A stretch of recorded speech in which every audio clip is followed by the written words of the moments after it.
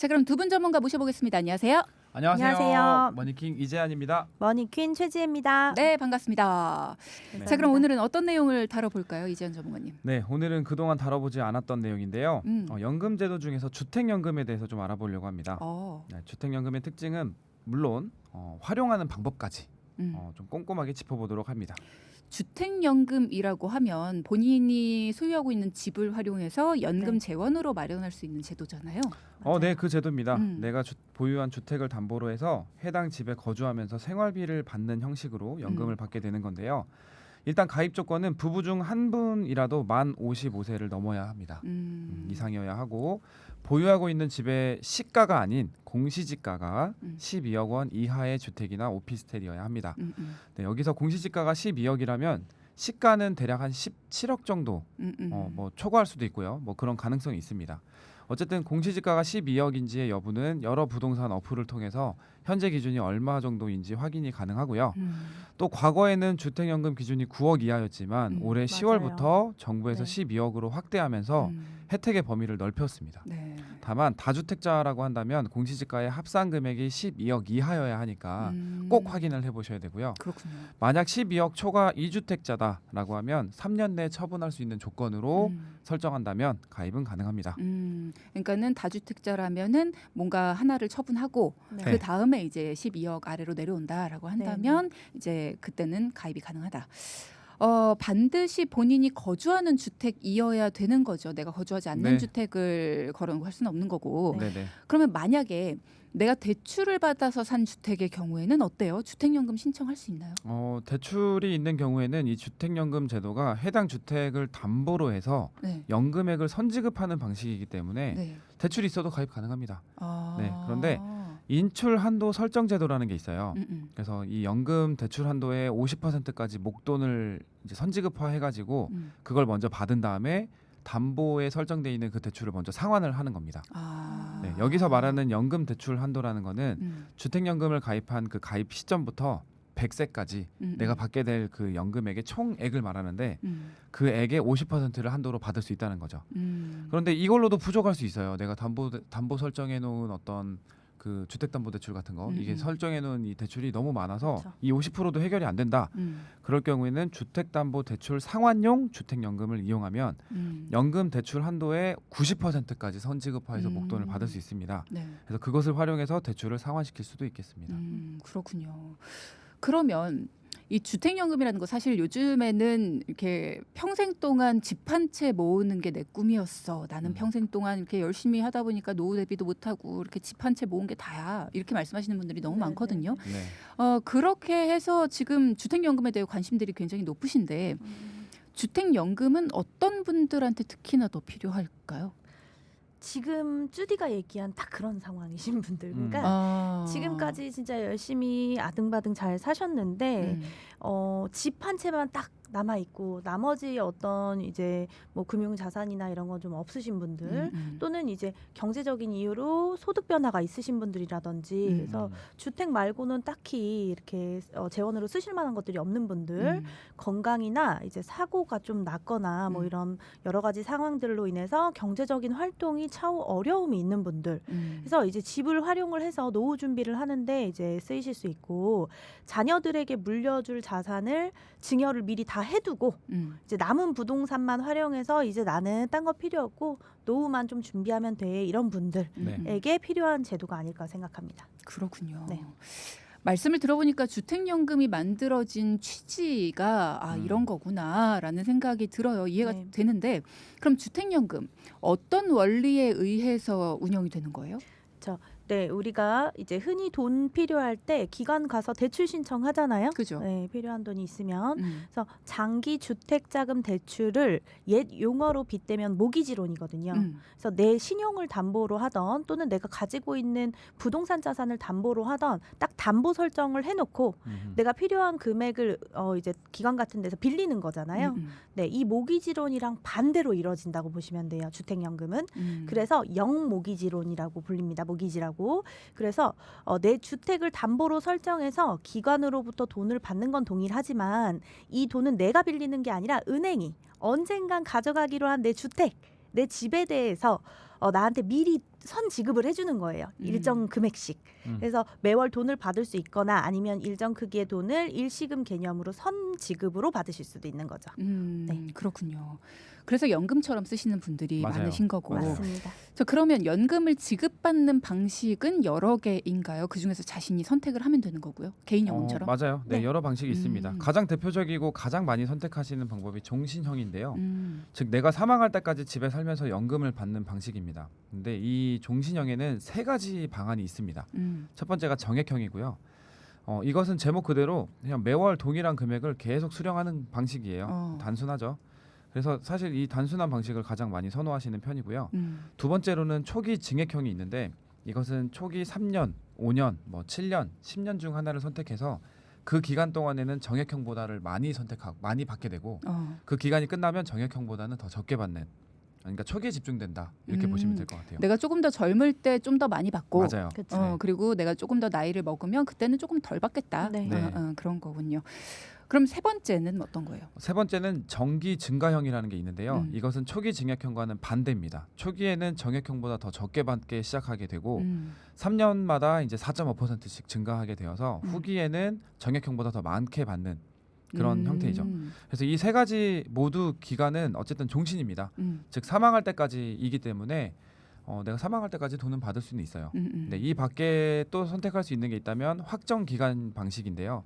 이것은 일정 기간, 즉 10년, 15년, 20년, 25년, 30년 이 중에 하나를 선택해서 그 기간까지만 수령을 하는 거죠. 그리고 그 이후에도 내가 혹시나 생존해 있다 그러면 연금은 수령 없습니다. 대신 그 집에서는 평생 거주는 할 수 있죠. 그러니까는 연금으로 다 수령은 했지만 네. 그래도 그 집에서는 거주는 할 수 거주는 할 수 있네요. 있어요. 왜냐하면 살아 있으니까. 네. 아무래도 받는 금액의 크기는 종신형보다는 확정 기간이 더 많게 받게 됩니다. 왜냐하면 종신형은 유병장수가 됐든 무병장수가 됐든 장수하는 걸 대비해서 계산을 하고 받는 건데 이 확정기간형은 정해진 기간을 딱 계산해서 그때를 받는 거기 때문에 아무래도 확정기간형이 종신연금형보다는 더 많이 받게 되는 거죠. 그렇군요. 국민연금처럼 주택연금도 내가 얼마를 수령할 수 있을지 예상 금액을 미리 계산하는 그런 게 있나요? 네네네. 예상연금은 한국주택금융공사에 들어가셔서 확인하실 수 있고 또 자세한 금액은 내 주택 보유 상황에 따라서 또 그리고 받게 되실 개시 연령에 따라서 달라질 수 있습니다. 그렇군요. 네. 많은 분들이 그런 거 궁금해하실 것 같아요. 구체적으로 내가 지급을 얼마를 받게 될까 이런 거 그런 거에 따라서 이제 내가 이걸 받게 될지 아니면 언제 받아야 될지 이런 걸 좀 선택하실 것 네네. 같아서 예를 들어서 한번 여쭤볼게요 두 분한테. 네. 예를 들어서 현재 식당을 운영하시는 55세 자영업자 분이 계세요. 네. 근데 이분이 요즘에 노후에 대한 고민이 부쩍 늘면서 이게 가게를 언제까지 해야 되나, 내가 지금 그쵸, 당장 정리를 해야 되나, 아니면 뭐 좀 앞으로 좀 더 해야 되나, 뭐 노후에는 어떻게 해야 되나 이런 게 좀 막막하신 상황이라고 해요. 8억짜리 주택을 갖고 계십니다. 이게 공시지가요. 네. 그러면 지금 주택연금을 생각을 하고는 계시는데 네. 몇 살부터 연금을 받으시는 게 유리할까요, 이분은? 일단은 저희가 그 주택 그 금융공사에 게시되어 있는 거를 좀 기준으로 해서 말씀을 드릴 수 있겠는데 네. 일단은 거기에는 3억, 5억, 7억, 9억, 11억 이런 식으로 약간 구간이 나와 있으니까 조금 더 정확하게 말씀드리기 위해서 9억으로 좀 예시를 좀 잡아보면 네. 55세에 게시하게 되면 매월 136만 원씩 받게 되고요. 100세까지 받는다고 가정하면 7억 3천만 원 정도 받게 돼요. 근데 60세에 게시하게 되면 매월 184만 3천 원씩 받게 되고 100세까지 받는다고 하면 8억 8천 정도. 그리고 70세에 게시하면 270만 원 정도를 받게 돼서 총 받는 금액은 9억 7천 정도. 80세에 게시하면 397만 원 정도를 받게 돼서 100세까지는 총 9억 5천을 받게 되는데 이 구간이 점점 올라갔다가 꺾이죠. 70세에 게시하는 구간 넘어가면 이제 꺾이는 거라고 보면 되겠죠. 그래서 사실 총량으로 보자면 70세에 가장 그 게시하는 게 가장 많이 받게 되는 때입니다. 그렇죠. 늦게 네. 하면. 총량으로 보자면. 그런데 문제는 부동산 가액이 가입 당시보다 지금이 하락하면 더 적어질 수도 있고요. 가입 당시에 가입하려고 하는 그 당시에 반대로 그 부동산의 가액이 지금보다 더 위로 올라가면 더 많이 받게 될 수도 있겠죠. 그렇기 때문에 이런 어떤 증가나 하락에 대한 어떤 흐름도 좀 어느 정도 고려하고 나이를 선택하시는 게 좋겠죠. 그렇죠. 그러니까 이게 저는 언제부터 연금 받는 게 유리할까요? 이렇게 물어보셨을 때 언제 개시를 하면 얼마를 받고 이런 부분은 전문가분들이 정리를 해주실 수 있지만 어쨌든 선택은 이제 여러분의 몫인 맞아요. 거예요. 네. 내가 한 달에 얼마 정도를 받아야지 될까? 이 부분도 본인이 일단은 고려를 해보셔야 되고 내가 한 달에 어느 정도를 써야지 내가 만족을 할까? 그리고 몇 살까지는 내가 어느 정도의 금액을 좀 보유를 할 수 있을 것 같다. 이런 부분도 본인이 계산을 좀 해보셔야 되는 거고 이게 계산이 안 된다면 그건 또 전문가와 함께 이렇게 내가 좀 자산을 찾아봐야 되는 거고요.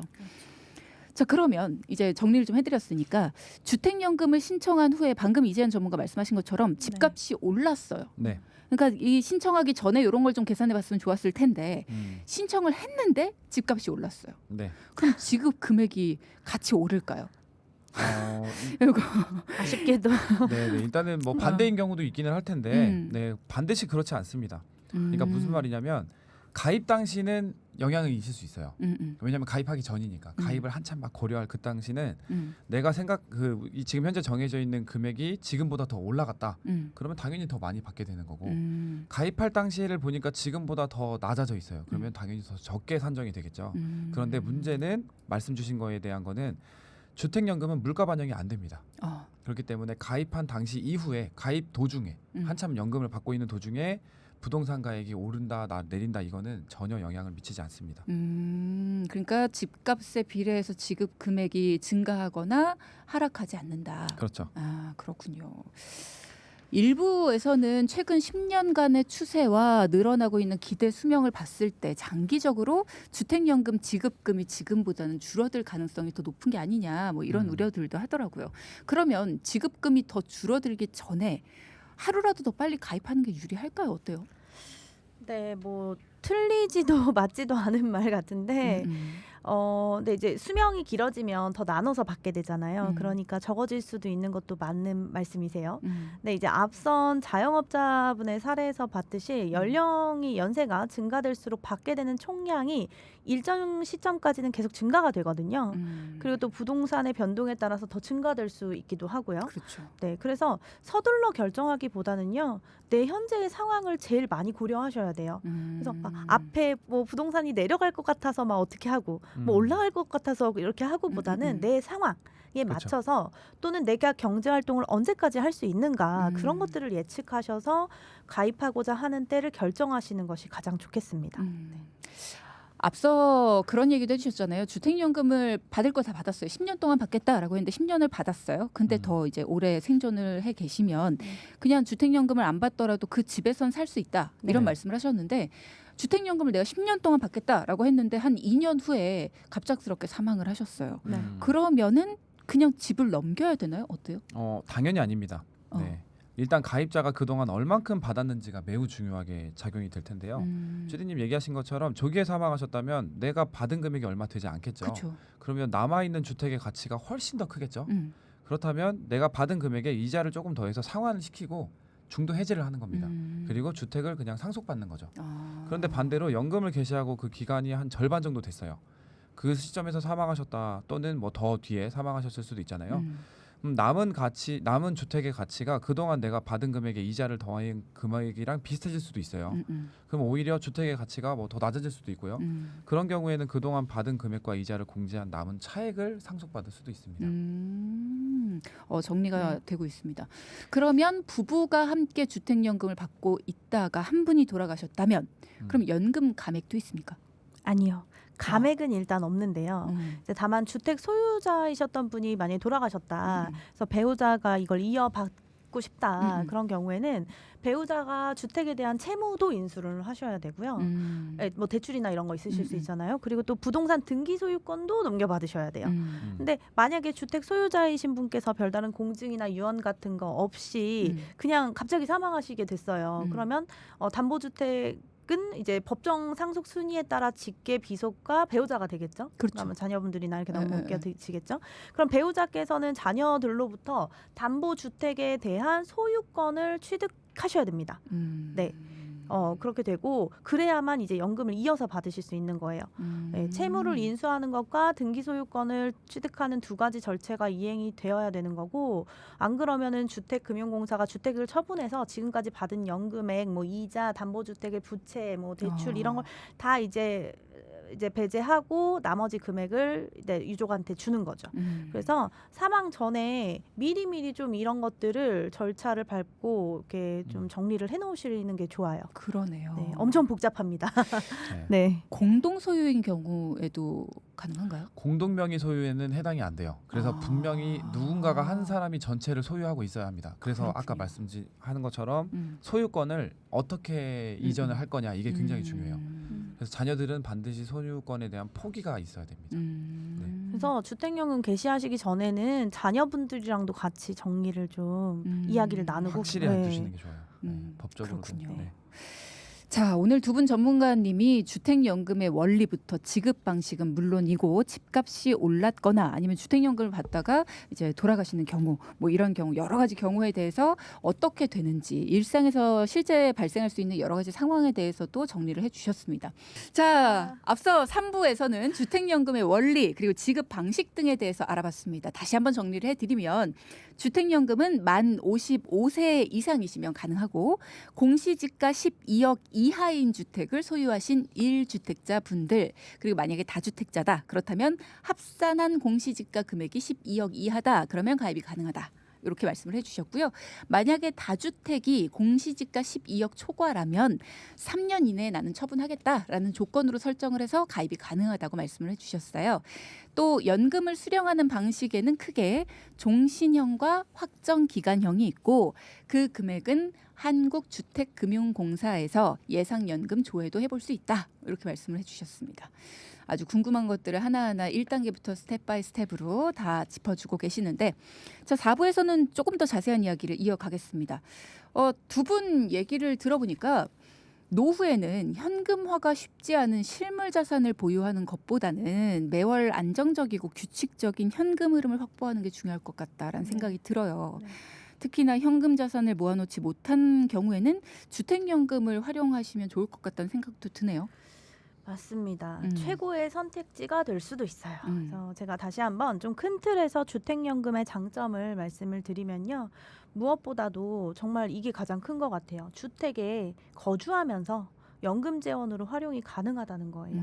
살아계실 때. 그래서 확정된 금액을 또 수령하기 때문에 안정적인 생활이 가능하다는 것. 또 이제 별도로 중요하죠. 건보료나 소득세가 붙지 않는다는 거. 네. 그리고 사후정산이기 때문에 받는 기간에는 부담이 없다는 것. 또 활용하시다가 사망하셔도 정산 후에 상속이 가능하다는 점 등을 꼽을 수 있습니다. 그런 생각만 안 하시면 될 것 같아요. 내가 자식한테 뭐라도 하나 물려주고 싶은데 그렇죠. 이런 생각을 하시는 분들은 이 모아놓은 내 자산, 이 집 한 채가 굉장히 아까울 수 있지만 내 노후를 위해서 그냥 내가 가지고 있는 자산을 이렇게 쓰고 내가 살다가 이 자산을 다 이렇게 소비하고 그렇게 그 중에서 이제 남는 게 있다면 그걸 물려준다 이렇게 생각을 하신다면 괜찮은데 그게 아니라면은 이제 굉장히 아쉬우실 수 있죠. 근데 요새는 정말 오히려 내가 생존해 있을 때 자녀들에게 부담이 안 되는 게 더 우선이에요. 그렇잖아요. 그래서 주택연금을 신청하시는 게 상속보다는 더 이렇게 자녀들한테 이게 짐이 안 될 수가 있죠. 그렇게 생각하시는 분들도 네. 또 한편으로는 많으시기도 하고요. 네. 자 그러면 또 다른 질문 드리겠습니다. 만약에 부모님이 주택연금을 신청해서 받고 계세요. 네. 근데 집값이 크게 올랐습니다. 자녀들이 엄마 이거 연금 받을 때가 아니야. 주택연금 지금 받을 때가 아니야. 이거 집을 파는 게 훨씬 이득이야. 집 팔아서 차라리 그 돈으로 연금 받는 게 나아. 연금처럼 생활비로 쓰는 게 나아. 그러니까 그래? 엄마가 이제 그 얘기를 듣고 나니까 그런 것 같아요. 귀가 이렇게 팔랑팔랑. 그래서 네. 엄마가 그래 그럼 니들 말 따르마. 근데 내가 지금 연금을 받고 있는데 이거 어떻게 해야 되니? 자, 두 분께 질문합니다. 어떻게 네. 해야 됩니까? 그럴 경우에는 일단 중도 네. 해지를 신청할 수는 있어요. 아, 주택연금 받던 걸 중도 네, 해지한다. 네, 네. 근데 중도 해지를 하기 위해서는 음. 지금까지 받은 연금액에다가 이자를 더해가지고 상환을 시키는 방식이 적용이 되죠. 아, 이자율이 어느 정도예요? 꽤나 높습니다. 꽤나 높아요. 네. 하긴요, 대출 받는 거나 비슷하겠죠. 그렇죠. 네. 요즘엔 뭐 금리도 금리가 계속 많이 인상되고 올라서 있다 과거 금리에 보니까. 비하면은 네. 높은 거지만 지금 금리에 근데 문제는 비하면 여기서 이자 적용되는 건 월복리예요. 좀 셉니다. 그래서 그렇군요. 네. 자, 어쨌든 이렇게 받고 있더라도 중간에 어쨌든 이걸 중도 상환을 하고 갚으면서 중도 해지를 하고 상환이 네. 아니라 중도에 네. 해지를 하고 이거를 내 재산으로 다시 가져올 수 수 있다라는 거. 네. 그러면 중도 해지를 할 때 이자를 더해서 상환을 해야 되잖아요. 네. 그러면 주의해야 될 점이 있을까요? 일단 기억해야 할 중요한 포인트는 중도 해지 시에 내가 받은 금리 그 금액에다가 복리 이자를 더해서 상환을 해야 된다는 것이 가장 큰 포인트예요. 이거는 꼭 기억해야 됩니다. 네, 예를 들어서 설명을 한번 드려볼게요. 네, 복리 이자를 더한다는 게 좀 네네. 어렵네요. 네. 그러니까 70세에 주택연금에 가입해서 매월 210만 원씩 받고 계신 분이 있어요. 네. 근데 이분이 210만 원을 100세까지 매월 받는다고 가정하면 총 금액은 7억 5,600만 원 정도 됩니다. 근데 이 돈을 받고 계속 살던 집에 계속 살 수 있게 되겠죠. 그런데 이분이 이제 앞으로 30년 뒤에 100세 정도 됐을 때 이 부동산의 가액이 어떻게 될지 모르겠으나 일단은 뭐 올라간다고 가정을 해보고 그래서 부동산을 지키고 싶어요. 그래서 가족들이 이 부동산을 지키고자 해서 중도 상환을 신청을 하게 됩니다. 계산을 해보니 이자까지 포함해서 내가 상환해야 될 받았던 걸 다 상환해야 될 그 금액을 계산해 보니까 18억 4천만 원이 되는 거예요. 그럼 내가 받았던 그 금액보다 상환해야 되는 금액이 더 커질 수 있겠죠. 그러니까 이게 2023년 10월 기준의 이자가 5.26%로 반영이 되었기 때문에 그렇게 된 건데 문제는 이 고정이자예요. 이게 이자가 고정으로 30년까지 간다라고 생각을 해주셔야 되죠. 아니 그러면 받는다 100세까지 많이 당황하셨어요? 아니 잠깐만요. 네네. 100세까지 네. 매월 210만 원씩을 받아요. 네. 근데 18억 그러니까 총 받는 금액이 7억 5,600만 원인데 네네네네. 상환을 해야 될 돈은 18억 4천만 원이요? 중도 해지를 한다면. 그러니까 네. 그러면 이게 몇 배야? 거의 3배인데요? 그렇죠. 그러니까 거의 한 2배가 좀 많이 넘는 금액이긴 한데, 그러니까 그러다 보니까 이 연금을 아까 받는 우리 취지 말씀드렸죠. 초반에. 그죠? 그래서 그런 취지에 좀 부합하는 경우에는 활용하시면 좀 좋긴 한데 이 부분에 대해서 이제 어떤 뭐 가족과의 어떤 상의라든지 이런 것들이 뭐 나중에 뭐 또 바뀌는 어떤 상황들을 막 복잡하게 엮고 막 이러면 좀 많이 어려울 수가 있습니다. 그렇기 때문에 좋은 취지는 그냥 좋은 취지대로 잘 선택해서 유지해 나가시는 것이 좋고 상황마다 사실 다를 수 있잖아요. 가족들의 어떤 상황들마다 꼭 이런 경우만 있는 건 아니니까 그래서 그런 다양한 각도에서도 활용할 수 있는 방안들을 좀 잘 모색하면 그런데 좋겠습니다. 이게 이자가 되게 많아 보이시잖아요. 네. 지금 많이 당황하셨는데 네, 거의 뭐 생각에 3배 잠기셨어 지금. 이게 대체 맞는 거야? 막 이러는 것 같은데. 이건 해지하면 안 되겠다는 생각이 갑자기 확 네, 들었어요. 근데 네. 이렇게 생각해 보시면 돼요. 저희가 저번 시간에도 그 일찍 연금을 가입하셔야 된다라고 네, 말씀드렸잖아요. 강조했죠. 그 강조한 이유가 이 복리 효과 때문인 거예요. 그렇죠. 복리 이자로 1, 2%만 차이 나도 기간이 30년이다 이러면요. 엄청 원금에 막 3배, 5배 이렇게 차이가 나요. 이게 이렇게 무서운 거예요. 복리 이자라는 게. 그렇죠. 그래서 이 부분을 참고하셔서. 그래서 이왕이면 일단 부모님이 잘 받고 계셨고 장기간 잘 받고 계셨고 부동산 가액이 뭐 어떻게 되든 간에 일단 부모님의 소유잖아요. 그렇죠. 부모님이 안락하게 살 수 있는 그런 거라면 장기간 받으셨고 내가 상환해야 할 금액이 이만큼 차이가 난다면 저는 그냥 부모님이 돌아가실 때까지 잘 받게끔 인정해주고 딱 그냥 드리는 게 더 나은 것 같습니다. 그렇죠. 예. 그렇게 하고 만약에 호재가 있어서 집값이 거의 한 5배가 뛰어요. 네. 그러면 갚고 다시 집 찾아오면 되고. 그죠? 아니 3배 그럼요. 차이니까. 그럼요. 3배 좀 안쪽으로 차이니까. 그럼요. 그럼 그때는 집값이 너무 많이 뛰어가지고 이거 찾아와도 이득이다. 그럼요. 그럼 집을 찾아가시면 되는 거고. 그쵸, 그쵸. 뭐 그렇게 이제 그때 그만큼의 가서 현금이 있냐 없냐가 조금 문제이긴 하지만 그죠. 좋은 방법입니다. 네, 그건 그렇게 생각을 하면 되는 거고 어쨌든 네. 지간에 주택연금은 노후의 하나의 대안책이 될 수 있다라는 부분 네. 설명을 드리고 있습니다. 근데 이자가 복리가 진짜 세죠. 복리는 정말 마법이네요. 마법입니다. 네, 네. 이렇게 생각하니까 마법이네. 네. 와. 앞서 다주택자의 경우에도 주택을 모두 합한 공시지가가 12억 이하면 주택연금 신청할 수 있다 이런 얘기 해주셨어요. 네. 예를 들어서 2주택자예요. 한 곳에서는 본인들이 거주하면 되고 다른 한 곳은 어떻게 관리를 하는 게 좋을까요? 뭐 방법이 여러 가지 있겠지만 이제 사례를 들어서 좀 설명을 드려보면 네. 연세가 60대이신 분께서 주택 2채를 보유하고 계시고 또 이분 역시도 2채 모두 합산해도 공시지가가 12억 이하예요. 이분께서는 이 2채를 부모님한테 젊은 시절에 물려받았고 계속 유지를 해야 되는데 네. 막상 노후가 되니까 이 주택을 어떻게 해야 될지 모르겠다 이런 내용인 거죠. 네, 그동안 여러 사업하면서 현금 보유는 어느 정도 해뒀지만 연금은 별도로 준비가 돼 있지 않으셨고요. 네. 네, 그래서 일단 두 채 중 한 집으로 이사를 가셔서 주택연금을 가입하라 말씀드렸고요. 남은 한 채는 리모델링해서 월세를 주는 방안으로 안내를 해드렸습니다. 네, 이렇게 이제 두 가지 방식을 선택하게 되면 연금을 받는 것은 물론 또 월세로 인한 추가 수입이 생기잖아요.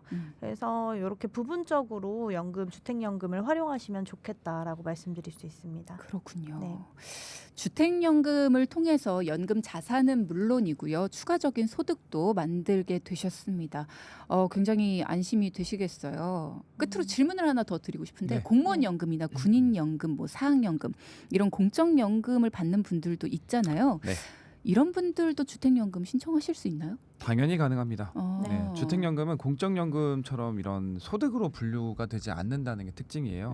왜냐하면 내가 가지고 있는 자산을 활용을 하고 그 활용할 때 이제 담보로 설정하는 거기 때문에 담보로 설정을 하고 그거에 대한 선지급을 받는 개념이잖아요. 그러니까 조금씩 판다라는 개념인 거죠. 쉽게 말하면 내 재산을. 그렇기 때문에 소득으로 인정이 되지 않습니다. 그래서 세금도 별도로 부과되지도 않고요. 네. 당연히 그렇기 때문에 공적연금처럼 이런 뭐 개인연금도 마찬가지고 뭐 다 중복해서 받는 게 다 가능합니다. 그렇군요.